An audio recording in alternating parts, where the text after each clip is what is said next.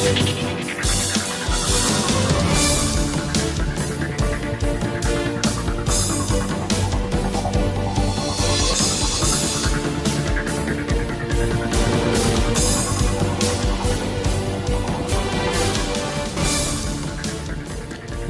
আমি মাহফুজ মিশু আপনাকে আমন্ত্রণ জানাচ্ছি যমুনা টেলিভিশনের নিয়মিত আয়োজন 24 ঘন্টায় প্রেজেন্টেড বাই হাতিল।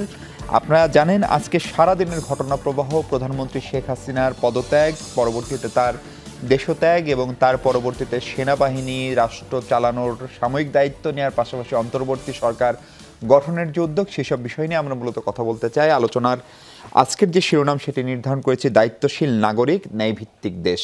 আলোচনার জন্য আমাদের সঙ্গে স্টুডিওতে আছেন জাতীয় পার্টির নেতা এবং দলটির প্রেসিডিয়াম সদস্য জনাব এটিও তাজ রহমান। তাজ ভাই, স্বাগত আপনাকে। আমাদের সঙ্গে নিজের বাসা থেকে যুক্ত হচ্ছেন বাংলাদেশ জাতীয়তাবাদী দল বিএনপির যুগ্ম মহাসচিব সৈয়দ মোয়াজ্জেম হোসেন আলাল।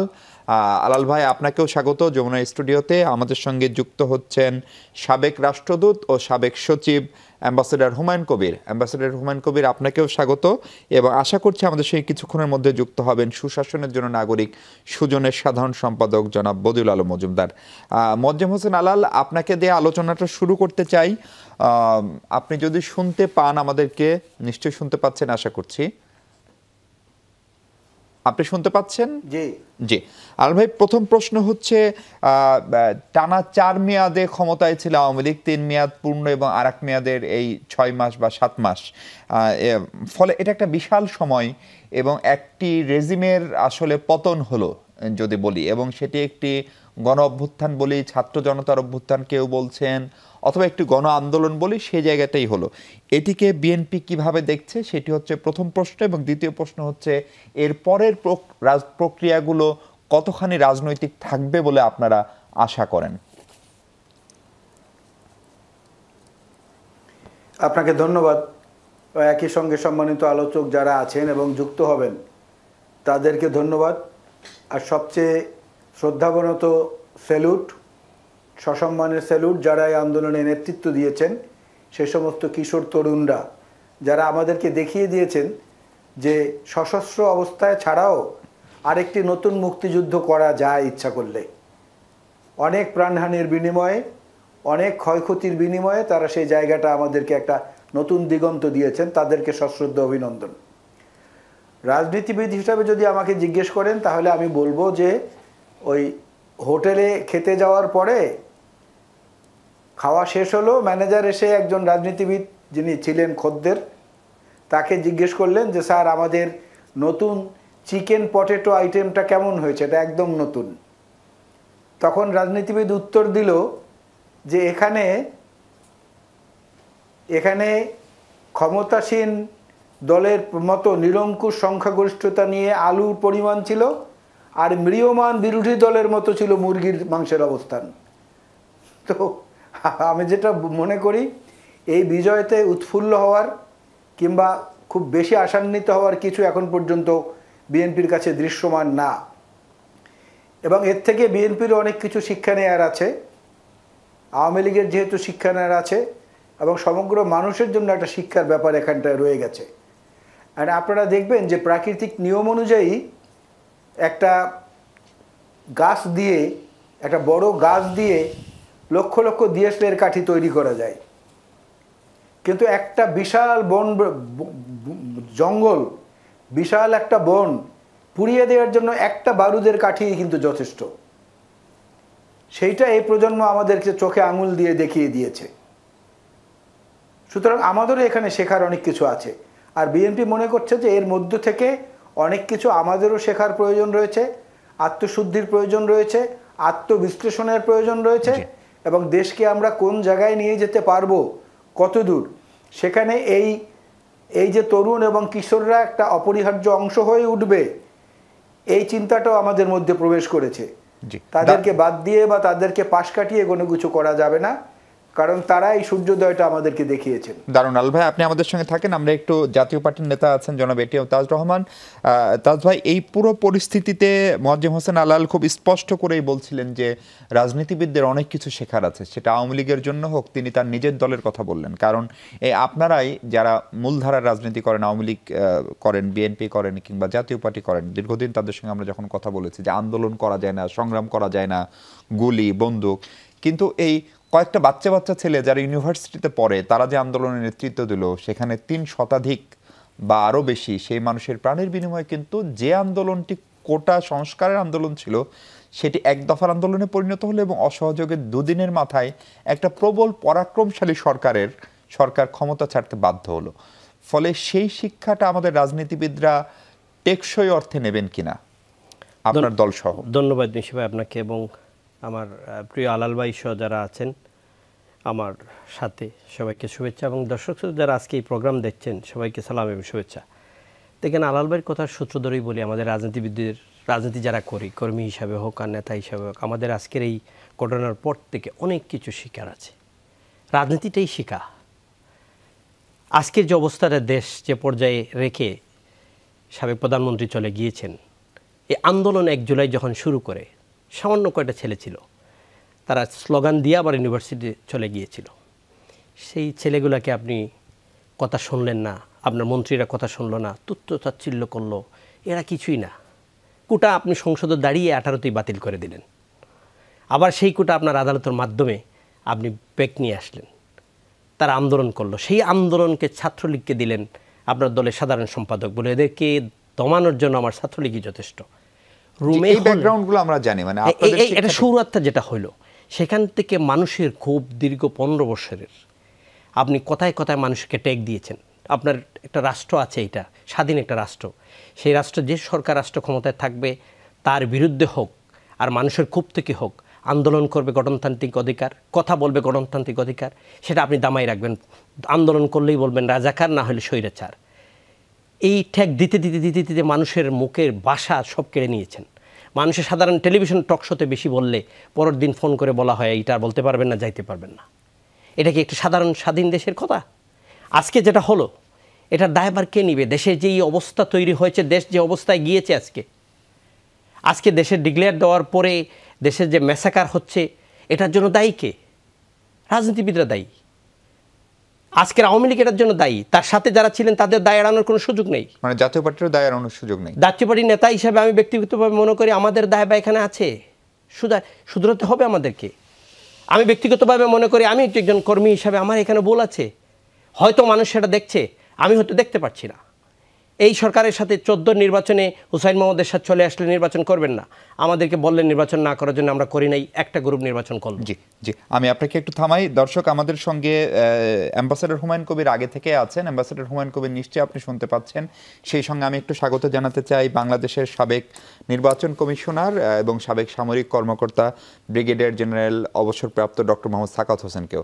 সাকাওয়াত স্যার, আপনাকেও স্বাগত। আমি একটু অ্যাম্বাসেডর হুমায়ুন কবির আপনার কাছে যেটা জানতে চাই, স্যার আপনার কাছে আসছি, হুমায়ুন কবিরের কাছে একটু আগে যেতে চাই, যে আমার মনে আছে যে একটা প্রশ্ন আপনার সঙ্গে আলোচনা হচ্ছিল যে হোয়াট নেক্সট, যে আলোচনাটা এটা একটা ছিল, পরবর্তীতে কি হবে, মানে পরবর্তী দায়িত্ব কারা নেবে সেটি এখনো নির্ধারিত না। একটা রূপরেখা আমরা পেয়েছি, যে সেনাপ্রধান বলেছেন যে একটা অন্তর্বর্তীকালীন সরকার হবে। উনি ইতিমধ্যেই যে দলটি ক্ষমতায় ছিল তারা ছাড়া বাকি সব রাজনৈতিক দল বেশিরভাগের সঙ্গে কথাবার্তা বলেছেন, শিক্ষার্থীদের সঙ্গে কথা বলবেন, তাদের নিয়ে রাষ্ট্রপতির কাছে গিয়েছেন। আপনার কাছে কি মনে হচ্ছে এখন কবে নাগাদ এই অন্তর্বর্তী সরকারটি গঠন হতে পারে এবং সেটির প্রক্রিয়াটা বা ফরমেশনটা কি হবে, সেটার সঙ্গে সাংবিধানিক বা অন্যান্য কোনো জটিলতার বিষয়াদি আছে কিনা?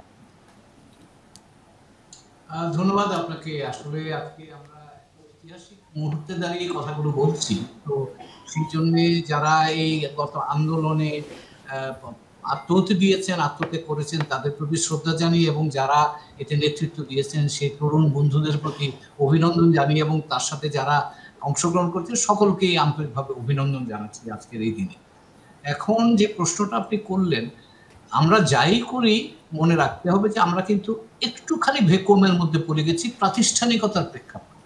কাজেই সেই জায়গাতে ইতিমধ্যে ইঙ্গিত আছে, সেনাপ্রধান বলেছেন, সেটা অন্যান্য রাজনৈতিক দল দলের সাথে রাষ্ট্রপতির আলোচনার প্রেক্ষাপটেও সেটা বেরিয়ে এসছে যে একটা অন্তর্বর্তীকালীন প্রশাসন বা সরকার গঠিত হবে এবং সম্ভবত সেই সরকারটার আওতায় 30 দিনের মধ্যে একটা নির্বাচনের ব্যবস্থা করা হবে এবং সেটা সংবিধানের আওতার মধ্যে থেকে করতে হবে। আমাদের একটা জিনিস মনে রাখতে হবে, আমি হয়তো যেহেতু এই মুহূর্তে একটা আমরা ট্রানজিশন যদি বলি এর মধ্যে আছি, অনেকেরই হয়তো অনেক ধরনের উচ্চাভিলাষ থাকতে পারে, ইচ্ছা থাকতে পারে বা সুযোগের অপেক্ষায় থাকতে পারে, কিন্তু স্পষ্ট করে যেটা জানা দরকার যে গণতান্ত্রিক প্রক্রিয়াকে চালু রাখতে হবে, কারণ তার উপর বাংলাদেশের সাথে বাইরের পৃথিবীর যোগাযোগ নির্ভর করছে, বাংলাদেশের ভাবমূর্তি নির্ভর করছে, আমাদের অর্থনীতি নির্ভর করছে।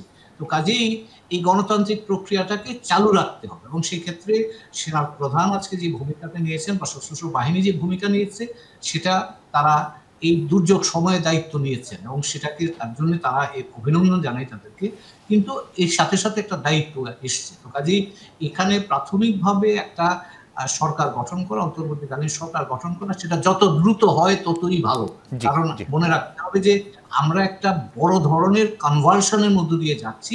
এই কনভার্সনটা থেকে এটাকে স্টেবিলাইজ করতে গেলে আমাদের একটা সরকার কার্যকর একটা সরকারি প্রক্রিয়া এই মুহূর্তে থাকা দরকার। হুমায়ুন কবির, আপনাকেও একটু থামাই, আমি একটু জেনারেল সাখাওয়াতের কাছে যেতে চাই। ব্রিগেডিয়ার সাখাওয়াত হোসেন, আপনি এরকম এর আগে আমরা যদি 111-এর কথা আমাদের খুব স্পষ্টতই স্মরণে আছে, মানে আমরাও তখন মাঠে ছিলাম, আপনি সেই সময় সরকারের রাষ্ট্রের নির্বাচন কমিশনার হয়েছিলেন, ফলে তখনকার পরিস্থিতির সঙ্গে এবারের পরিস্থিতির একটা যদি কম্পারেটিভ অ্যানালাইসিস করেন এবং সেখান থেকে আগামী কয়েকদিনের গতিপথ, রাষ্ট্রপতি কি করবেন, তিনি জাতির উদ্দেশ্যে ভাষণ দেওয়ার কথা, সেটা নিয়ে আপনার কোনো পূর্বাভাস যদি বলেন, ডক্টর সাখাওয়াত। প্রথমত আপনার কথাগুলো কেটে কেটে আমার এখানে ভালো আসছে না, তারপরে আমি শোনার চেষ্টা করেছি। আমি আমি যতটুকু শুনেছি, যতটুকু বুঝেছি তো উত্তর দিচ্ছি। আপনি কম্পেয়ার করতে বলেছেন 2011-র সাথে 2011, হ্যাঁ 2006-07 111, আমি 111-এর কথা বলছি। আপনি যখন নির্বাচন কমিশনার ছিলেন সেই সময়ও একটি 111-এর কথা বলছেন, দ্যাট ইজ 2006, জি 2007। দেখুন ওই সময় যেটা ছিল সেটা ছিল যে একটা মিলিটারি টেক ওভার ইমিডিয়েটলি, একটা সেখানে এই ধরনের সমস্যা পড়ি নেই যেটা বড় ধরনের সমস্যা এবার আমরা দেখেছি, যে একটা গণ আন্দোলন। তখন কিন্তু একটা গণ আন্দোলন ঠিক হয়নি, দুটো পার্টি, এক পার্টি রুলিং পার্টি এবং রুলিং পার্টির বিরুদ্ধে তার ওই সময়কার অপোজিশন পার্টি, তার সাথে অন্যান্য পার্টিরা যারা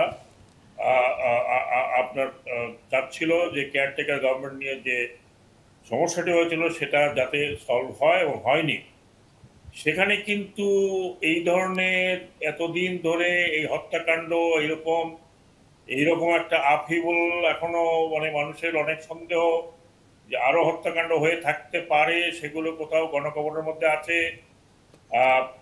তারপরে আপনার 14 বছর একটি পলিটিক্যাল পার্টি অলমোস্ট ইনঅ্যাক্টিভ, তাকে ইনঅ্যাক্টিভ করে রাখা হয়েছে, বাকি পলিটিক্যাল পার্টিকে মোটামুটি ধারে কাছে আসতে দেওয়া হয়নি।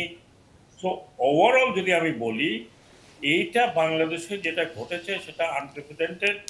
এই গণ আন্দোলন বলেন অথবা এই যা আপহিবলটা বলেন, যদি আমি সেটা বলি ইংরেজি শব্দে আপহিবল, তাহলে এটা ঘটিয়েছে কিন্তু ছাত্ররা, বিশেষ করে তরুণ প্রজন্ম। কাজেই এই তরুণ প্রজন্মের এই আপহিবলের সাথে ওটার কোনো ধরনের কম্পারিজন চলে না।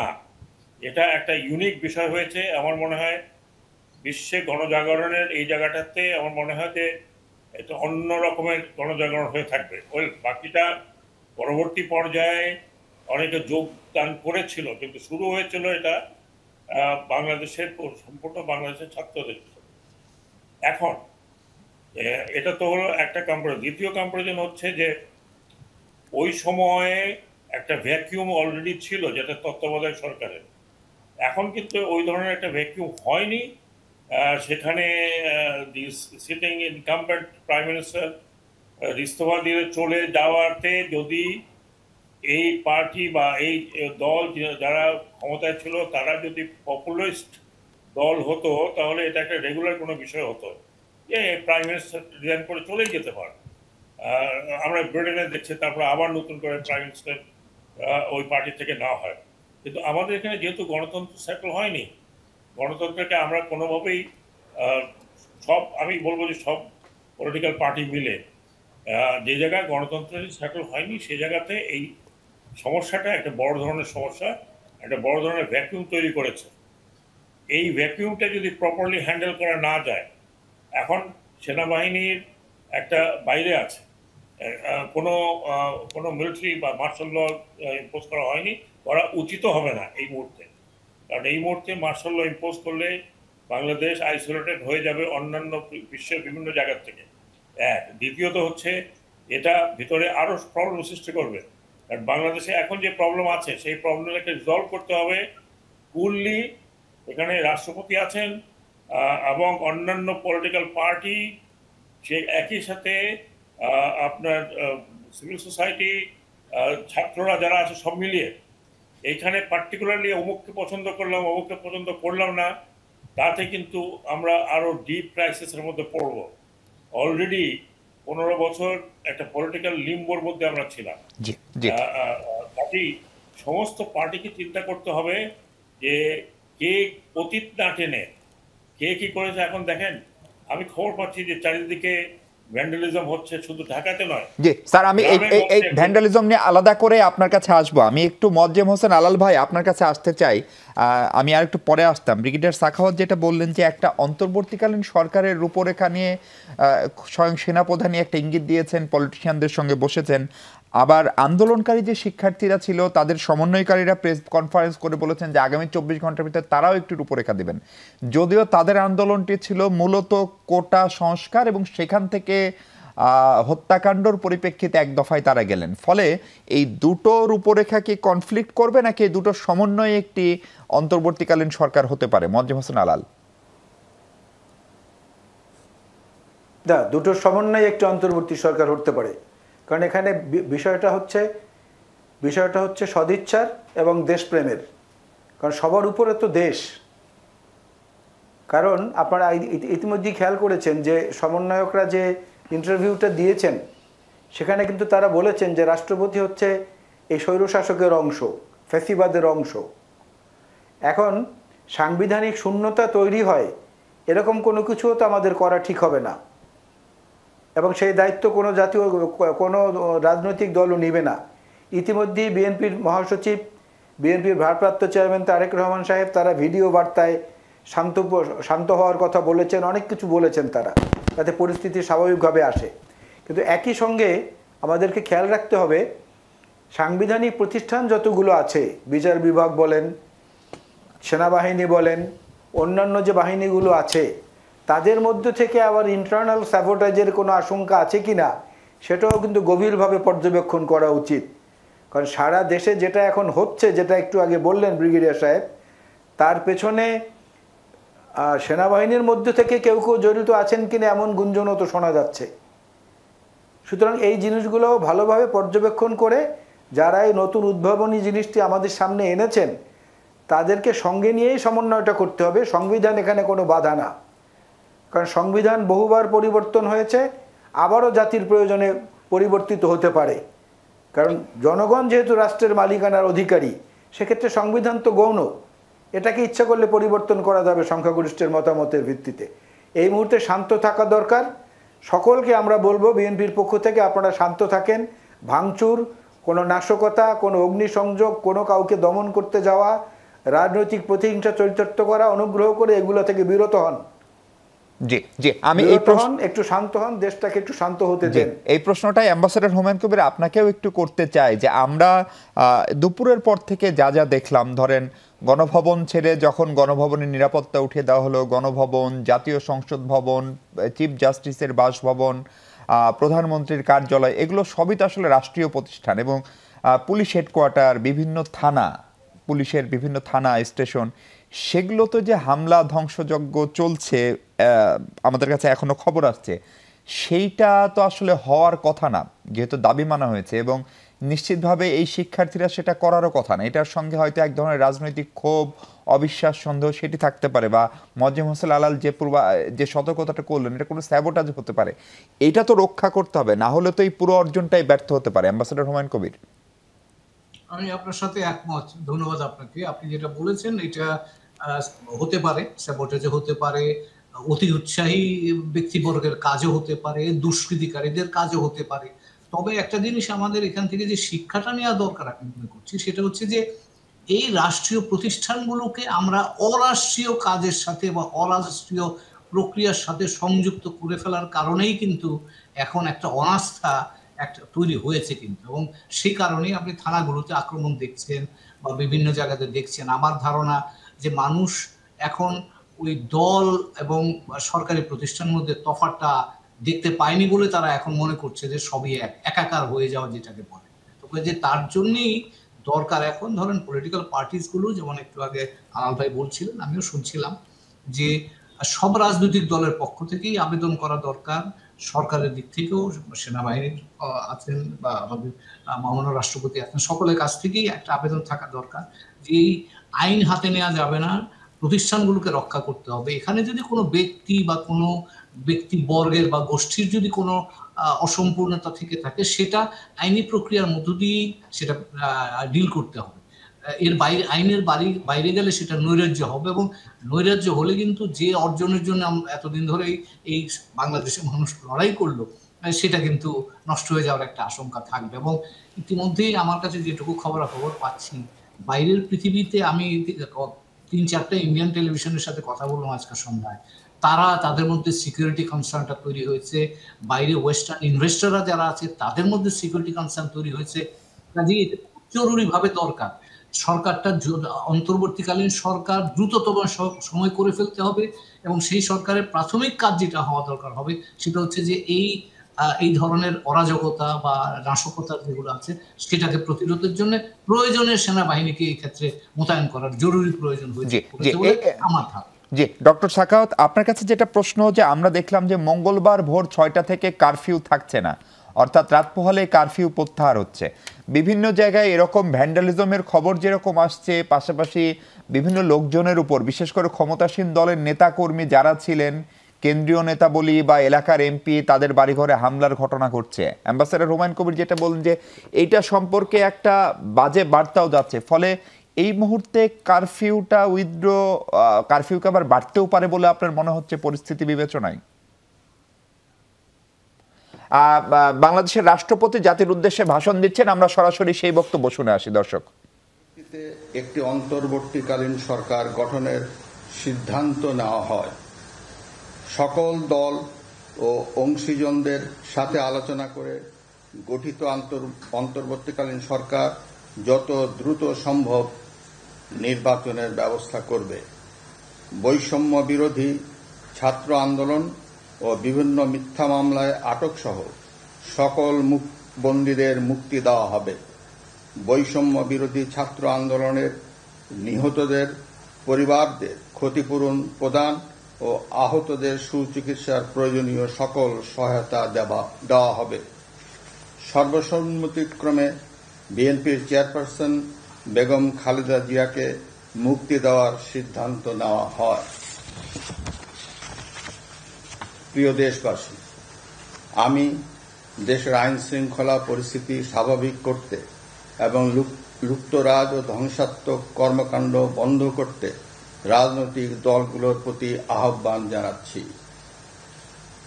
জনগণের জানমাল ও রাষ্ট্রীয় সম্পদ রক্ষায় সশস্ত্র বাহিনীকে কঠোর পদক্ষেপ নেওয়ার নির্দেশ প্রদান করছি। সাম্প্রদায়িক সম্প্রীতি ও সংখ্যালঘুদের নিরাপত্তা নিশ্চিত করতে এবং সরকারি সম্পত্তি রক্ষায় সকলকে এগিয়ে আসার আহ্বান জানাচ্ছি। দেশের অর্থনীতি, প্রশাসন ও শিল্প কল কারখানা চালু রাখার লক্ষ্যে সকলকে কার্যকর ভূমিকা রাখার আহ্বান জানাই। ছাত্র নেতৃবৃন্দ ও শিক্ষকদের সাথে আলোচনা সাপেক্ষে অতি শীঘ্রই শিক্ষা প্রতিষ্ঠানগুলি খুলে দেওয়া হবে। এছাড়া যারা হত্যা ও সহিংসতার সাথে জড়িত নিরপেক্ষ তদন্তের মাধ্যমে তাদেরকে আইনের আওতায় আনা হবে। গণপ্রজাতন্ত্রী বাংলাদেশের সংবিধান অনুযায়ী অনতি বিলম্বে বর্তমান সংসদ বিলুপ্ত করা হবে। দেশের সকল অফিস আদালত আগামীকাল থেকেই স্বাভাবিকভাবেই চলবে।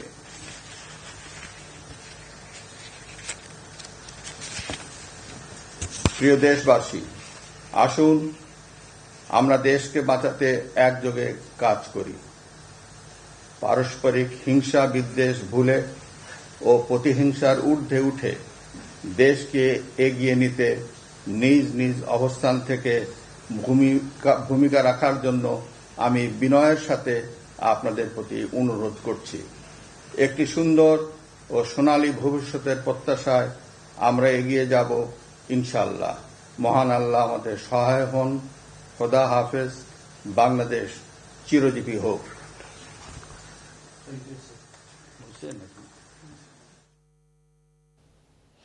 দর্শক, আমরা জাতির উদ্দেশ্যে দেওয়া রাষ্ট্রপতি জনাব শাহাবুদ্দিনের ভাষণ শুনছিলাম। ব্রিগেডিয়ার সাখাওয়াত, আমি যদি রাষ্ট্রপতির ভাষণের সারাংশটা আপনাকে এক বাক্যে একটু বলার চেষ্টা করি, সেটা হচ্ছে তিনি বললেন যত দ্রুত সম্ভব একটি অন্তর্বর্তীকালীন সরকার গঠন করে নির্বাচনের ব্যবস্থা করা হবে। বৈষম্য বিরোধী ছাত্র আন্দোলনের এই ঘটনার সময় যারা গ্রেপ্তারকৃত অন্যান্য রাজবন্দী যারা, তাদেরকে দ্রুততম সময়ে মুক্তি দেওয়া হবে। বিএনপি চেয়ারপারসন বেগম খালেদা জিয়াকে সর্বসম্মতিক্রমে মুক্তির সিদ্ধান্ত নেওয়া হয়েছে। সশস্ত্র বাহিনী দেশের জানমাল, মানুষের নিরাপত্তা এবং সম্পত্তি রক্ষায় কঠোর পদক্ষেপ নেওয়ার নির্দেশ দিয়েছেন রাষ্ট্রপতি। সংখ্যালঘু সম্প্রদায়ের বাড়িঘর, তাদের উপরে যে কোনো ধরনের আক্রমণ, সেটি প্রতিহত করতেও সরকার সর্বাত্মক চেষ্টা করছে এবং সশস্ত্র বাহিনীও পাশে থাকবে। খুব দ্রুত সব ধরনের শিক্ষা প্রতিষ্ঠান, স্কুল, কলেজ, অফিস, আদালত আগামীকাল থেকেই খুলে দেওয়া হচ্ছে। এই হচ্ছে রাষ্ট্রপতির ভাষণের রূপরেখা। সেখান থেকে আপনি কতখানি আশার আলো দেখেন, ডক্টর সাখাওয়াত হোসেন? না, এখন ব্যাপার হচ্ছে রাষ্ট্রপতি অর্ডারটা তো দিলেন, কিন্তু রাষ্ট্রপতি যে অর্ডারটা দিলেন সেটাকে তো ইমপ্লিমেন্ট করতে হবে মাঠে। জি, সেই ইমপ্লিমেন্টেশনের ব্যাপারটা শুধু কি সেনাবাহিনী করবে? হ্যাঁ, সেনাবাহিনীর একটা দায়িত্ব এখন পড়েছে। সেই দায়িত্বটা তাদেরকে পালন করতেই হবে। যেটা আমি বললাম যে কারফিউ উঠিয়ে দেওয়া বা এখনই রিল্যাক্স করা, হ্যাঁ রিল্যাক্স পুরো করা হতে পারে সকাল সামটাইম থেকে সামটাইম, কিন্তু স্ট্রিক্টলি এখন অর্ডার দিতে হবে, সেটা রাষ্ট্রপতির তরফ থেকেই যাক। রাষ্ট্রপতির তরফ থেকে যাওয়া উচিত। এটা এখন immediately to all the oasis, all the থানা, ইভেন দি ইন্সপেক্টর জেনারেল, তাকে যাতে নর্মালসি মেনটেন করতে হয়। এবং এখানে কোনো রিভেঞ্জের কোনো বিষয় নয়, কারণ এই রিভেঞ্জ নিতে গেলে হানাহানি হবে, এবং হানাহানি হলে যেটা নিচে দুর্বল হবে, যেটা আমি আশঙ্কা করছি, আমার মনে হয় হুমায়ুন কবিরও আশঙ্কা করছেন। ইন দ্যাট কেস আপনি কেউ যদি বলে যে আমার সিকিউরিটি বিঘ্নিত হচ্ছে, তাহলে আপনি কি করবেন? What will you do? কারণ আমি যে আবার বলছি যে ইন্ডিয়াতে এই সময় দিল্লিতে সিকিউরিটি মিটিং হচ্ছে, অ্যালার্ট জারি করা হয়েছে দুই দিকে, আপনার মেঘালয়া ত্রিপুরা বর্ডার, এইদিকে ওয়েস্ট বেঙ্গল বর্ডার। কাজে এই সিচুয়েশন আমরা আপনাকে দেখেন নাই, এই সিচুয়েশন আমরা দেখেছি আজ থেকে 49 বছর আগে, যখন প্রয়াত রাষ্ট্রপতি জিয়াউর রহমান ফেস করেছিলেন এগুলো। এখন জিয়াউর রহমান নেই, এটা চিন্তা করবেন। কাজেই এটা ভেবে দেখতে হবে। আমি আবার অনুরোধ করছি পলিটিক্যাল পার্টিস অন্যকে, সংকীর্ণ বায়োপিক আই দিয়ে এখন দেখার পর বিষয় নয়। এখন বিষয়টা হচ্ছে যে ছাত্ররা যারা এত বুকের রক্ত দিয়ে এই জায়গায় এনেছে, তাদের সাথে মিলে এটাকে কনসলিডেট করা। আপনারা আপনাদের যা কিছু করার সেটা সময় পাবেন যদি সেরকম আসে, but forget about the past, forget about যে গত 15 বছর, গত 15 বছরের যে মিস গভর্নেন্স, সেটার একটা কত বড় লজ্জাজনক একটা পরিস্থিতিতে পড়লেন। আপনি দেখেন এই বাংলাদেশের 50 বছরে কোনো সরকারকে এইভাবে পড়তে হয়নি, ইনক্লুডিং যাকে আমরা আগে বলেছি স্বৈরাচারী সরকার, এরশাদ সাহেব, তাকেও কিন্তু এই অবস্থা ফেস করতে হয়নি। আজকে যে অবস্থা ফেস করছেন, যে এই প্রধানমন্ত্রীর কথা আমি এই ভারতীয় এনডিটিভিতে শুনলাম যে এখন পর্যন্ত উনি পারমিশন পান নাই ইউকেতে অ্যাসাইলাম নিতে যাচ্ছেন। তো সেই জায়গাগুলোতে আমাদেরকে ধৈর্য ধরতে হবে। আমি আবার রিকোয়েস্ট করছি, আমার কোনো ব্যক্তিগত বিষয় না, আমি বলে আসছি এটা গত 15 বছর থেকে। কেউ সাহস করে বলেনি, কেউ সাহস করে লেখেনি। তো কাজেই এই জিনিসটা যারা ছাত্ররা করেছে তাদেরকে সম্মান করুন, তাদের সাথে আলোচনা করুন, তারা কি চায় দেখুন, এবং পরবর্তী পর্যায়ে ডক্টর সাখাওয়াত আপনাকে একটু থামাই, আপনার বক্তব্য খুবই স্পষ্ট। আমরা একটু জাতীয় পার্টি নেতা এটিএম তাজ, আপনিও এই 15 বছরের অনিয়ম, আপনাদের আক্ষেপ, সরকারের সঙ্গে থাকার পরেও কিছু আক্ষেপ ছিল সেটি বলেছেন, কিন্তু জেনারেল সাখাওয়াত এবং অ্যাম্বাসেডর হুমায়ুন কবির এমনকি মোয়াজ্জেম হোসেন আলালু যেটা বলছেন যে সেই প্রতিহিংসা বা সেই প্রতিশোধ বা সেটি নিতে গিয়ে আবার আরেকটা অস্থিরতা যদি হয় তাহলে সেটি বহন করার ক্ষমতা আমাদের রাজনৈতিকভাবে অর্থনৈতিকভাবে কোনোভাবেই নেই, এবং সেনাবাহিনীও সেটি চায় না। সেনাপ্রধান স্পষ্ট করে সেটা বলেছেন যে সবাই তিনি দায়িত্ব নিচ্ছেন, তিনি একটু সময় চেয়েছেন এবং রাষ্ট্রপতি একই আহ্বান জানালেন। জাতীয় পার্টি সে আহ্বানে কতখানি সাড়া দিচ্ছে? যেখানে যেখানে আপনার সংগঠন আছে সেখানকার স্থানীয় অন্যান্য রাজনৈতিক নেতাকর্মী, আওয়ামী লীগের নেতাকর্মী, তাদের উপর যে হামলা হচ্ছে সেগুলোতে আপনারা পাশে দাঁড়াবেন কিনা? আমি ব্যক্তিগতভাবে আলাল ভাই এবং স্বাগত সাহেবের বক্তব্যতে একমত পোষণ করি।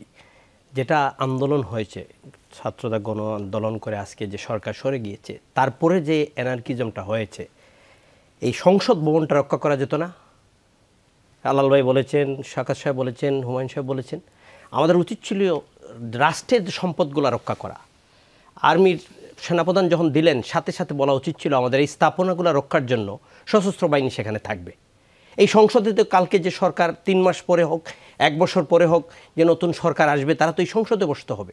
এই সংসদটা তো রক্ষা করা। গণভবনে নতুন সরকার প্রধানকে গণভবনে যেতে পারে অথবা অন্য জায়গায় যেতে পারে, কিন্তু এই জায়গাগুলো রক্ষা কেন আমরা করতে পারলাম না? এখন যে অ্যানার্কিজম হচ্ছে, আপনাকে মনে রাখতে হবে একটা কথা, আলাল ভাই এবং স্বাগত সাহেবের কথা সূত্রধর বলি, আপনার দল পরে দেশ আগে। আপনার অ্যাচিভমেন্ট করেছেন, সরকার চলে গেছে, কিন্তু এখন যদি ফেইল স্টেট হয়ে যায় এই দেশের, আপনি মিশু, আমি তাজ, শকত, হালাল সাহেব, কাউকে এনডিটিভি যেটা বলতেছে আমি ডেকার আগে দেখে আসলাম, এরা আমাদের দেশ নিয়ে সমস্ত ওয়েস্টার্ন মিডিয়া নেগেটিভ ক্যাম্পেইন শুরু করে দিয়েছে। আলাল ভাই যেটা বলেছে, এটা কি কোনো ধরনের কোনো কনস্পারেসি আসে কিনা সেটা দেখতে হবে। রাস্তায় রাস্তায় আপনার কয়েকজন সাংবাদিককে পিটানো হয়েছে, আপনি এই চ্যানেলে চাকরি করেন তাই বলে আপনাকে মারা হবে? সাংবাদিকদের তো they don't have a boundaries, যেটা ছিল সেটাই তুলে ধরেছে। এখন আমাদের ছাত্ররা এটা করছে না, এটা কারা করছে? এটার পিছনে কারা জড়িত? বিএনপির নেতা ভারপ্রাপ্ত চেয়ারম্যান বক্তব্য দিয়েছেন, আমি দেখেছি টেলিভিশনে, বলেছেন কেউ ওইগুলোতে যাবেন না। আমার দলের চেয়ারম্যান বলেছেন এটা, সব বাকি দলগুলো বলছে, আমরা তো কেউ এগুলোতে সমর্থন দিব না যে আপনাকে মারতে হবে, মিশরে ধরো, আলাল ভাইকে ধরো, আলাল ভাই বলবে না জাতীয় পার্টি তাজের ধরো। এটা তো রাজনীতি হতে পারে না। সব কিছু হতে হবে আইনের মধ্যে দিয়ে। যারা যা করেছে এই 15 বছরে, এদের বিচার হতে হবে আইনি প্রক্রিয়ার মাধ্যমে, এদেরকে ছাড় দেওয়া যাবে না। কিন্তু দেশকে অস্থিতিশীল যদি করে ফেলেন, আপনি রিফর্ম করতে হবে। 1 মাসের মধ্যে ইলেকশন না, প্রয়োজন বোধ 3 মাসের মধ্যেও না, আপনি রিফর্ম করেন, জুডিশিয়াল রিফর্ম, আপনি পুলিশের রিফর্ম, 2 বছরের বেশি প্রাইম মিনিস্টার, আপনি রিফর্ম করেন কথায় কথায়, যেন আপনার আদালত আপনার ইশারায় না চলে, পুলিশ না চলে, এগুলো সব রিফর্ম, ইলেকশন কমিশন রিফর্ম। এই রিফর্ম ছাড়া যদি ইলেকশনে যান, সেই ইলেকশনে আপনার টেকসই সাস্টেইনেবল হবে না। So the national consensus is there, সবাই বসতে হবে, সব রাজনীতি দল। আজকে যেরকম বসা হয়েছে সেরকম আরও বসতে হবে, বসে পিন পয়েন্ট করে সবগুলা সমাধান করে দেশের স্বার্থে আমরা একটা কাজ করতে হবে। স্পষ্ট, এবং আমরা সবাই আসলে একই টোনে কথা বলছি। স্যার, আমরা একটা বিরতিতে যাই, বিরতির পরে ফিরে আমরা বাকি আলোচনা করব। দর্শক, একটা ছোট্ট বিরতি নিচ্ছি, 24 ঘন্টা প্রেজেন্টেড বাই হাতিলে, একটু পরে ফিরবো। দর্শক, বিরতির পর স্বাগত আরেকবার। আমরা কথা বলছি দায়িত্বশীল নাগরিক, ন্যায়ভিত্তিক দেশ, এই শিরোনামে 24 ঘন্টায় প্রেজেন্টেড বাই হাতিল। আমাদের সঙ্গে এই মুহূর্তে অল্প সময়ের জন্য যুক্ত হয়েছেন সুশাসনের জন্য নাগরিক সুজনের সম্পাদক জনাব বদিউল আলম মজুমদার। ডক্টর মজুমদার, স্বাগত আপনাকে। আমরা আলোচনা করছিলাম, আলোচনা যে পর্যায়ে ছিলাম তাতে বিভিন্ন জায়গায় যে হামলা হচ্ছে, লুটতরাজের মতো হচ্ছে, কোথাও কোথাও সংখ্যালঘু সম্প্রদায়ের উপর আক্রমণেরও আমরা খবর পাচ্ছি। এই বিষয়গুলোর তো অবসান হওয়া খুবই জরুরি। সেটি কিভাবে হবে ডক্টর মজুমদার? আপনার পরামর্শ বা ভাবনাটা কি? কাকে দিয়ে শুরু করছেন? আমাকে? ডক্টর মজুমদার জি, আপনাকে জিজ্ঞেস করছি। আপনি শুনতে পেয়েছেন প্রশ্ন? ওকে, তো আমি প্রথমেই এই যে আজকে একটা অভিনব, একটা অসাধারণ, অতুলনীয়, অকল্পনীয় বিজয় হলো, এই জন্য যারা এর নায়ক, আমাদের এই তরুণরা এবং একই সাথে সাধারণ মানুষ, তাদের সবাইকে আন্তরিক অভিনন্দন জানাই। এবং তারা আমাদেরকে একটা অসাধারণ উপহার দিয়েছে। এই জন্য তারা, বস্তুত আমি আগে ফেসবুক পোস্টিংয়ে বলেছি, তারা আমাদের মুক্তিযোদ্ধাদের যোগ্য উত্তরসূরিতে পরিণত হয়েছে। তো তাদের প্রতি আমার আন্তরিক অভিনন্দন এবং কৃতজ্ঞতা। আমি মনে করি আমরা জাতি হিসাবে তাদের প্রতি কৃতজ্ঞ। তো এই যে একটা আনন্দের দিনে, এটা একটা বিজয়ের দিনে, এটা একটা ওই যে বাংলাদেশের জন্য একটা নূতন স্বাধীনতা। এই দিনে কতগুলো খবর আসছে আমাদের কাছে যেগুলো দুঃখজনক, লজ্জাজনক, যেগুলো নিয়ে আমরা কোনোভাবে গর্ব করতে পারি না। তো আমি এই যারা এইসব অপকর্ম করছে তাদেরকে স্বনির্বন্ধ অনুরোধ করি, তাদের প্রতি বিনীত অনুরোধ করি, হাত জোড় করে অনুরোধ করি, আপনারা এই অপকর্ম থেকে দূরে থাকেন। আপনারা সকল রকম লুটপাট, সকল রকম এই যে কারো বাড়ি আক্রমণ এবং কোনো রকম কাউকে অনিষ্ট করার থেকে দূরে থাকেন। একই সাথে তাদের পাড়া প্রতিবেশী যারা আছে তারাও আপনারা তাদেরকে বাধাগ্রস্ত করেন। এটা কোনোভাবেই আমরা যেই অর্জন করেছি, আপনারা যে অর্জন করেছেন সকলে মিলে, এই অর্জনকে যদি এই অর্জনের ফসল যদি ফলে তুলতে হয়, তাহলে এই সকল সহিংসতা, এই সকল অপকর্ম বিরাট বাধা হয়ে দাঁড়াবে। তো আমি তাদের সকলকে আন্তরিকভাবে অনুরোধ জানাচ্ছি। ধন্যবাদ ডক্টর মজুমদার। আমি একটু আমাদের সঙ্গে একজন সিনিয়র রাজনৈতিক নেতা আছেন, মোয়াজ্জেম হোসেন আলাল, বিএনপির যুগ্ম মহাসচিব। আলাল ভাই, এই আপনি শুরুতেই বলছিলেন যে গণতন্ত্র হচ্ছে আলটিমেট পথ, যেটি অ্যাম্বাসেডর হুমায়ুন কবিরও বলছিলেন। ফলে আমরা একটা যে সাময়িক বন্দোবস্তে যাচ্ছি, সেইটা যাওয়ার জন্য অথবা সেটার সময় কতখানি হবে তার জন্য তো নানা রকম প্রেক্ষাপট লাগে।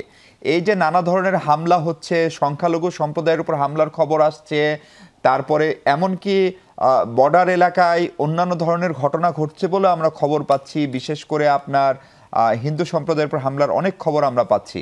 এগুলো কি পরিস্থিতিকে আরও জটিল করে তুলতে পারে এবং যে লক্ষ্য অর্জিত হওয়ার কথা সেখান থেকে আমরা বিচ্যুত হতে পারি, অথবা গণতান্ত্রিক পথে যাওয়ার যে স্বপ্ন সেই স্বপ্নটাও ব্যাহত হতে পারে কিনা? না, আমি আশাবাদী, প্রচণ্ড রকমের আশাবাদী। কারণটা হচ্ছে যে আপনি এই এশিয়ান ফাউন্ডেশন এবং ব্র্যাক ইউনিভার্সিটি এই জুন মাসে একটা জরিপ চালিয়েছে বাংলাদেশিদের উপরে, সাধারণ বাংলাদেশিদের উপরে। সেখানে তারা দেখিয়েছে যে 58% মানুষ মনে করছে রাজনীতি, অর্থনীতি ও সামাজিক অবস্থান বাংলাদেশে ভুল পথে যাচ্ছে। রিসেন্ট জুন মাসের অ্যাসেসমেন্ট রিপোর্ট কিন্তু এটা 1 মাস আগের। আর এর পাশাপাশি যদি আপনি আরেকটা কথা আপনাকে বলি, ভারতের 1 মাস আগে জুন মাসে, আর ভারতের এক সময়ের প্রধানমন্ত্রী বিশ্বনাথ প্রতাপ সিং, ভিপি সিং নামে যিনি পরিচিত, উনি বলেছিলেন যে রাষ্ট্র মানচিত্রে থাকে না, রাষ্ট্র থাকে মানুষের হৃদয়ে। তো যারা হৃদয়বান মানুষ তারা অবশ্যই বাংলাদেশের সংখ্যাগরিষ্ঠ হয় মনে করি।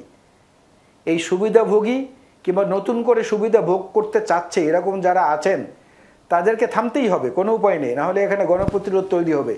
ইতিমধ্যে কিছু কিছু টেলিভিশন কেন্দ্র নাকি দখল বেদখলের প্রচেষ্টাও হয়েছে শুনেছি। জি হ্যাঁ, তারপরে দুইটা টেলিভিশনের সম্প্রচার বন্ধ হয়ে গেছে আলাল ভাই। সময় টিভি গুলো অনেক ভালো লেগেছে আলাল ভাই, 2টা টেলিভিশনের সম্প্রচার বন্ধ হয়ে গেছে, আরো 4টি টেলিভিশনে ভয়াবহ রকমের হামলা হয়েছে। আমি দেখেছি, হ্যাঁ আমি দেখেছি, এবং সেখানে অলরেডি দখল বেদখলের পর্ব চলে আসছে প্রায়। তো এই জিনিসগুলোকে থামতেই হবে, কারণ এরা বেশি দিন টিকতে পারবে না আমার বিশ্বাস। কারণ এখানে সামগ্রিকভাবে যে গোষ্ঠী যারা শান্তিপ্রিয় এবং যারা চায় গণতন্ত্র, তারা এখানে রুখে দাঁড়াবেই। কারণ ওই যে বললাম যে রাষ্ট্র মানচিত্রে থাকে না, থাকে মানুষের হৃদয়ে। তো সেই হৃদয় প্রসারিত মানুষগুলো আবার নতুন করে কিন্তু একত্রিত হয়েছে। এই তরুণরা তাদেরকে একত্রিত করেছেন। এইখানে কোনো সুবিধাবাদী বা কোনো দুষ্কৃতিকারী বা কোনো ষড়যন্ত্রকারী কোনো ছাড় পাবে আমার মনে হয় না। এই ব্যথাটা, এই কষ্টটা খুবই সাময়িক। আরেকটা প্রশ্ন আপনাকে এই সুযোগে আলাল ভাই করতে চাই। বেগম খালেদা জিয়ার মুক্তি, যেটা বিএনপি নেতাকর্মীদের দীর্ঘদিনের দাবি ছিল, সেটি আজকে সর্বসম্মতিক্রমে একটু আগে রাষ্ট্রপতি জানালেন। ফলে সেটির ফলে আনন্দ মিছিল, উৎসব হতেই পারে। সেটি করতে গিয়ে আবার কোনো ধরনের যেন সহিংসতার ঘটনা না ঘটে বা অতি উৎসাহে কেউ কিছু না করে, সেই নির্দেশনাও নিশ্চয়ই বিএনপি তার নেতাকর্মীদেরকে দেবেন বা দিয়েছেন। আমরা অলরেডি দিয়েছি, আপনারা জানেন। আপনাকে আমি আবার রিপিট করছি, এটা আমাদের ভারপ্রাপ্ত চেয়ারম্যান তারেক রহমান সাহেব একটি ভিডিও বার্তা রেকর্ড করে ছেড়েছেন, অনেকগুলো ইলেকট্রনিক মিডিয়ায় এটা প্রচারিত হচ্ছে। হ্যাঁ, বার্তা দিয়েছেন। আমাদের মহাসচিবও বঙ্গভবন থেকে বের হয়ে একটা বার্তা দিয়েছেন, সেটাও প্রচারিত হচ্ছে। আমরাও কিন্তু পয়েন্ট টু পয়েন্ট নিজেদের মধ্যে ইন্টারকানেকশনের মাধ্যমে আমরা এই যোগাযোগগুলো করছি এবং আমাদের প্রয়োজনীয় বার্তা যেটা তাদেরকে দেয়ার, যেখানে শাসন করার সেটা শাসন করছি, যেখানে ধমক দেয়ার দিচ্ছি, যেখানে উজ্জীবিত করা দরকার সেখানে করছি। দারুণ দারুণ। অ্যাম্বাসেডর হুমায়ুন কবির, দুঃখিত আপনি অনেকক্ষণ ধরে একটা বলতে চাচ্ছিলেন, আমি একটা অ্যাম্বাসেডর হুমায়ুন কবির, এই পুরো ঘটনাক্রমে এখন কি আমাদের, আপনি কিছু চ্যালেঞ্জের কথা বলছিলেন অর্জনের পাশাপাশি, সেই চ্যালেঞ্জগুলো মোকাবিলা করার রাস্তা বা অথবা বড় চ্যালেঞ্জ যেন না আসে সেই জন্য এখন কি করা উচিত যদি একটু বলেন। ধন্যবাদ আপনাকে। আমি তো সেই 60-এর দশকের মানুষ হিসাবে এরকম দুই একটা আগের অভিজ্ঞতাই শেয়ার করি। সেটা হচ্ছে যে আমরা গত কয়েকদিনে দেখেছি, বিশেষ করে গত 3-4 দিন আমরা দেখেছি যে সারা দেশের সকল শিক্ষা প্রতিষ্ঠানের ছাত্রছাত্রীরা কিন্তু এই সক্রিয় হয়েছে। তো কাজেই আজকে আপনি যদি বাংলাদেশের গ্রামে গঞ্জে সর্বত্র এই বার্তাটা পৌঁছে দিতে চান যে কোনো প্রতিশোধ নাই, কোনো ভাঙচুর নাই, কোনো নৈরাজ্য নাই, তাহলে আমি মনে করি যে এই মুহূর্তে আমাদের দেরি না করেই এই যারা সমন্বয়ক আছেন আমাদের এই ছাত্র আন্দোলনের, তাদের সাথে আপনি তাদের উপর দায়িত্বটা দেওয়া দরকার এবং তাদের সহায়তার জন্য বিভিন্ন রাজনৈতিক দল, সেনাবাহিনী বা অন্যান্য যারা আছেন আইন শৃঙ্খলা রক্ষাকারী বাহিনী, তারা তাদের সাথে যদি কাজ করে তাহলে আমার ধারণা এই যে মানে একটা নৈরাজ্য তৈরির যে একটা আমরা প্রচেষ্টা দেখছি বা একটা ঘটনা প্রবাহ দেখছি, সেটা কিন্তু নিয়ন্ত্রণ আনা সম্ভব। কারণ আমার মনে আছে 1969-এ যখন আইয়ুব বিরোধী আন্দোলন হয় তার শেষের দিকে কিন্তু গাছের মধ্যে চোর ধরে গাছের মধ্যে প্যারেক মেরে ফেলা হচ্ছিল। তখন কিন্তু আমার মনে আছে আমি তখন একজন ক্ষুদ্র মানুষ হিসেবে, কলেজের ছাত্র হিসেবে তখন ভলান্টিয়ার হয়ে আমরা গিয়ে গ্রামের মানুষদেরকে বুঝিয়েছি যে এই চোরকে ইয়ে করে মারতে হবে না, প্যারেক মেরে মারতে হবে না, তাকে আইনের কাছে সুপর্দ করো বা এটা করো, এবং তাতে কাজ হয়েছিল। তো আমি কিন্তু মনে করি এই মুহূর্তে বাংলাদেশের সবচেয়ে সক্রিয়, সবচেয়ে যাদের সক্ষমতা আছে সেটা হচ্ছে ছাত্র সমাজ, এবং তাদেরকে এই কাজটাতে আমার মনে হয় লাগালে এবং তাতে ফলটা পাওয়াটা আমাদের জন্য সহজ। জি জি, দারুণ। ডক্টর সাখাওয়াত হোসেন, আপনার আর কোনো পরামর্শ যদি থাকে আমরা শেষ সময়ে। না, আমি এই মুহূর্তে যেটা দরকার সেটা হচ্ছে ইভেন সেনাবাহিনীর দায়িত্ব এখন বেড়েছে, সেনাবাহিনীর দায়িত্ব হচ্ছে টু সি দ্যাট বাংলাদেশ একটা ডেমোক্রেটিক প্রসেসের মধ্যে থাকে এবং ডেমোক্রেটির মধ্যে দিয়ে এগিয়ে যায়। তা না হলে আবার দেশটি পিছিয়ে যাবে। শুধু পিছিয়ে যাবে না, মনে রাখতে হবে যারা এখন দায়িত্ব যারা নিয়েছেন বা যাদের উপরে দায়িত্ব বর্তিয়েছে, প্রথম জিনিস বুঝতে হবে যে আমাদের চারিপাশে যে ধরনের পরিস্থিতি আছে, যদি তাদের সিকিউরিটি থ্রেটেন মনে করে তাহলে আমি জানি না তারা ওভারটলি কি অ্যাকশন নেবে। সেটা আপনাকে চিন্তা করতে হবে যে ভারতের সিকিউরিটি বাংলাদেশের অভ্যন্তরীণ বিষয় কিন্তু একটা বড় ইস্যু হয়ে দাঁড়াতে পারে, এবং যেটার কারণে আমি মনে করি যে এই ধরনের ভ্যান্ডালিজমকে বন্ধ করতে হবে। দ্বিতীয়ত হচ্ছে এইটা খুব ট্রাইং মুহূর্ত দেশের একটা খুব নাজুক পরিস্থিতিতে আমরা নিয়ে আসছি গত 15 বছরের এই ধরনের শাসনের কারণে, যা বিশ্বের বিভিন্ন জায়গায় দেখা গেছে। আমরা টিউনিসিয়াতে দেখেছি, আমরা লিবিয়াতে দেখেছি, ইজিপ্টে দেখেছি, সিরিয়াতে দেখেছি সোকল আরব বসন্তে। তারপরে কি হয়েছে আপনারা ভালো করে জানেন, এই গৃহযুদ্ধ লেগেছে। প্লিজ আমি অনুরোধ করছি, এখন আমি বলতে পারেন যে আমি একজন সিনিয়র সিটিজেন, আমরা এখানে 3 জনই সিনিয়র সিটিজেন দেখছি। আমি জানি না আলাল সাহেবকে দেখি নাই, আলাল সাহেবকে সিনিয়র সিটিজেন হয়েছেন কিনা। তো আমরা অনেক কিছু দেখেছি, এই সেনাবাহিনীর মধ্যেও আমি অনেক কিছু দেখেছি যেগুলো হয়তো অন্যরা ইতিহাসে পড়ছে। আমি রিকোয়েস্ট করবো, দিস ইজ ট্রাইং মোমেন্ট, আপনারা সবাইকে সাহায্য করতে হবে। বিশেষ করে আমি আবার বলছি, এই তরুণ সমাজকে সাথে নিতে হবে। আর যদি তরুণ সমাজকে বাদ দিয়ে কোনো কিছু চিন্তা করা হয় তাহলে পরিস্থিতি আরও খারাপ হবে। আমি শুধুমাত্র এটুকু বলতে পারি যে let's forget about the past. ভেঞ্জেন্সের বিষয় নয়, এই ভেঞ্জেন্স নিতে গেলে, এই ভেঞ্জেন্স করতে গেলে মাইনরিটি একটা সমস্যা বড় একটা হবে। প্লিজ ডোন্ট ডু ইট, এটা করবেন না, এটাকে বন্ধ করুন। এটা আমি ছাত্র সমাজকেও বলছি, তাদের কারণে এই জায়গায় এসছে, কাজে তাদের দায়িত্ব বাকিদেরকে সাহায্য করা। আমরা মনে করতাম যে আমরাই শুধু বুঝি আর কেউ বোঝে না, এটা অত্যন্ত রং জিনিস বলে প্রমাণিত হয়েছে। কাজেই যারা আছে তাদের হাতটা শক্ত করুন। এখন পুলিশ স্টেশনে গিয়ে পুলিশ স্টেশনের উপর হামলা করা বা পুলিশের কাকে কাকে খোঁজ করা এটা আপনাদের দায়িত্ব নয়, আমাদের দায়িত্ব নয়, এটা তাদের দায়িত্ব, তারা বাড়বে পরে। এই সময়ে যেটা দরকার হচ্ছে কনসলিডেশন অফ দ্য কান্ট্রি। এমন কিছু করবেন না প্লিজ যেটা আমাদের জন্য পরবর্তী পর্যায়ে খুব ডিফিকাল্ট হয়ে যায়। জি, আপনার বক্তব্য এই ধরনের এক্সাম্পল একেবারে নাই তা বলবো না। সো পলিটিক্যাল যারা আছেন, যারা ভবিষ্যতে এদের নেতৃত্ব দেবেন, আপনাদেরকে উদার হতে হবে প্লিজ। আমি আপনাদের কাছে অনুরোধ করছি এই দেশের নাগরিক হিসাবে। জি ডক্টর সাখাওয়াত, আমি এটিও তাজ এই যে অনুরোধ, মানে শেষ পর্যন্ত এই আমাদের বৈষম্য বিরোধী ছাত্র আন্দোলনের যে নেতৃবৃন্দ তারাও কিন্তু আজকে প্রেস কনফারেন্স করে বলেছেন, তারা একটি হটলাইনও চালু করেছে বিভিন্ন জায়গায়, যেখানে সংখ্যালঘু সম্প্রদায় অথবা সকল ধরনের ধর্মীয় স্থাপনা, আমাদের মসজিদ মন্দির, এদেশের সাম্প্রদায়িক সম্প্রীতির ইতিহাস বহু পুরনো। আমরা একসঙ্গে ঈদ পালন করি, পূজায় একসঙ্গে যাই, ফলে সেটি যদি নষ্ট হয়, সেটি যেরকম একটি বিবেচ্য, পাশাপাশি আমরা এমন একটি দেশের প্রতিবেশী 44,000 বর্গ কিলোমিটার এলাকা, ফলে সেটি একটি বিশাল দেশ, তার জাতীয় নিরাপত্তার সঙ্গে এই দেশের অভ্যন্তরীণ পরিস্থিতি জড়িত, যেটি বারবার ব্রিগেডিয়ার সাখাওয়াত এবং অ্যাম্বাসেডর হুমায়ুন কবির বলার চেষ্টা করছেন। ফলে সেখানে কোনো ভুল বার্তা গেলে যাচ্ছে কিনা সেই দায়িত্ব তো মূলত রাজনীতিবিদদেরও নিতে হবে। আপনারা কি করবেন? ব্রিগেডিয়ার সাখাওয়াত ভাইয়ের একটা কথা দেখেন, উনি এত রিকোয়েস্ট করছে এখানে, উনি কিন্তু এই স্বৈরাচারী যে সরকারটা আজকে ইতিহাসের অন্যতম ছাত্র এবং গণ অভ্যুত্থানের মধ্যে সরে গেছে, যার নাম ইতিহাসের লেখা থাকবে, এই সরকার সরার জন্য কিন্তু সাখাওয়াত সাহেব আন্দোলনে ছিলেন, এই বৈষম্যের বিরুদ্ধে উনি ছিলেন। আজকে উনি বলছেন দেশটাকে ফেইল স্টেট হইতে দিয়েন না। আমি ওনার সাথে একসাথে টোন মিলিয়ে বলছি, উনি লিবিয়ার নাম বলেছেন, 4টা গভর্নমেন্ট লিবিয়াতে যে ফেইল স্টেট, ইয়েমেনের ফেইল স্টেট, লিবিয়াতে ইয়েমেনে ফেইল, সিরিয়াতে আজকে অর্ধেক আছে একটা গভর্নমেন্ট, বাকি আরেকটা ফেইল স্টেট। আমাদের এই দেশটা, আমাদের ছাত্ররা যেটা করেছে তারা স্বর্ণ করে আমাদের বুকে লেখা থাকবে। যারা আমরা দলগুলো পারি নাই তারা পেরেছে। কিন্তু এখন যেটা হচ্ছে, আপনার টকশো ব্রেকে আমাকে একজন সংসদ সদস্য বললেন ইস্টার্ন প্লাজা টাইলসের দোকানগুলো ভেঙে সব টাইলস নিয়ে চলে যাচ্ছে। এটা তো ছাত্ররা করছে না, রাজনৈতিক দলও করছে না, এটা কিন্তু লুঠতরাজ, সুবিধাভোগী, যারা একটা সময়ের মধ্যে অপেক্ষায় থাকে দেশটারে শেষ করে দেওয়ার জন্য। আমরা রাজনীতিবিদ, রাজনীতিক একজন কর্মী, একজন সাবেক সেনাবাহিনী প্রধান, সাবেক সেনাবাহিনী কর্মকর্তারা সবাই আমরা চাই দেশটা ঠিক থাকতে হবে। এই ফেইল স্টেট হওয়ার জন্য আজকে যে ইমার্জেন্সি মিটিং ইন্ডিয়া করছে, সেটা তাদের কনসার্ন। আপনি যেটা বললেন, সারা জীবন এই দেশে কিন্তু রায়ট হয় নাই হিন্দু মুসলমান, আমরা সবাই একসাথে মিলে থাকি। এখানে কোনো ধর্মের, কোনো বর্ণের কোনো হিসাব নিকাশ না করে এই দেশটাতে আমরা বাস করছি।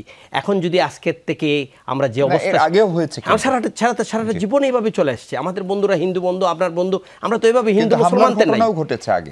এখন যেটা হচ্ছে এটা কোনো রাজনৈতিক দল সমর্থন করতে পারে না, কেউ করছেও না। আমি মনে করি এই যে লুঠতরাজ, বাড়িঘর হামলা, যারা যে অন্যায় করেছে পুলিশরা, এদের আমি সাখাওয়াত ভাইয়ের কথা সূত্র ধরে বলি, এদের বিচার আইনের মাধ্যমে করতেই হবে। তার জন্য এটাতে জাতীয় যে সরকার হোক আর ইন্টারিম গভর্নমেন্ট হোক, সেই গভর্নমেন্টের এজেন্ডা রাখতে হবে।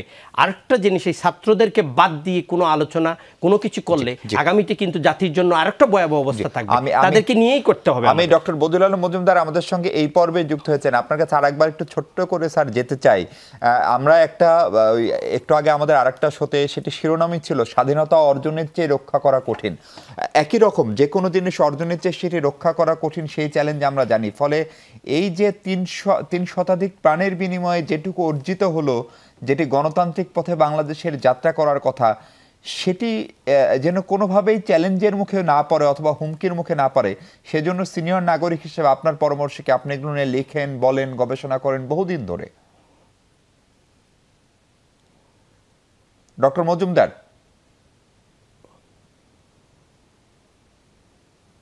বলেন। ডক্টর মজুমদার, আমরা বলছিলাম আপনাকে যে শেষ প্রশ্নটা করছি সেটা হচ্ছে যে স্বাধীনতা অর্জনের চেয়ে রক্ষা করা কঠিন, এরকম একটি কথা আপনারা মুরব্বীরা বলেন। ফলে যে কোনো জিনিস তো আসলে অর্জনের চেয়ে সেটি মিসগাইডেড হওয়া, উল্টো পথে যাওয়া একটা শঙ্কা থাকেই। সে জায়গায় আপনার মতামত কি, আপনি সিনিয়র মানুষ হিসেবে? ওকে, আমাদের ইতিহাসে তো তার সাক্ষ্য দেয়। আমরা বিরাট অর্জন করেছিলাম 1971 সালে, এবং আমরা একটা এমন রাষ্ট্র সৃষ্টি করব যেখানে মানুষের আত্মনিয়ন্ত্রণের অধিকার প্রতিষ্ঠা হবে, যেখানে সাম্য, মানবিক মর্যাদাবোধ এবং সামাজিক ন্যায় বিচার প্রতিষ্ঠা হবে। কি হলো? আমরা তো এর থেকে যোজন ধরে শুধু যোজন যোজন দূরেই না, আমরা একটা পথ হারানো জাতিতে পরিণত হয়েছি। সেটা 1971 সাল, তারপরে ওই যে 1991 সাল আমাদের গণতন্ত্রের পুনরুদ্ধার বলতে পারেন, আমাদের সংসদীয় গণতন্ত্রের পুনঃপ্রবর্তন, এবং বিরাট ওই যে আমাদের 3 জোটের রূপরেখা, বিরাট রকম আশাবাদ, তো আবারও সেই পণ্ডশ্রমে পরিণত হতো। তো এই দুটো তো বড় বড় উদাহরণ। এবং এরপরে এখনকার যে এটা তো অভূতপূর্ব বিজয়, এই বিজয়ে সেই সম্ভাবনা রয়ে যায়, এই বিজয় চিন্তাই হয়ে যেতে পারে। এবং আমাদের ইতিহাসে যেমন এই এর উদাহরণ আছে, আশেপাশের অনেক দেশেই তার উদাহরণ আছে। যেমন শ্রীলঙ্কাতে কি হলো, সেখানেও তো একটা বিপ্লব হয়েছিল, এবং সেই বিপ্লবের ফলে যারা বিতাড়িত হয়েছিল তারাই এখন এর কি বলে ওই যে ফসল তাদের ঘরেই উঠেছে। এমনকি ইরানিয়ান রিভলিউশনের দিকে যদি তাকাই, ইরানিয়ান রিভলিউশনে কিন্তু এই ছাত্ররাই অগ্রসৈনিক ছিল, নারীরাই বিরাট ভূমিকা পালন করেছিল। তো তাদের পরবর্তীতে পরিণতি কি হলো?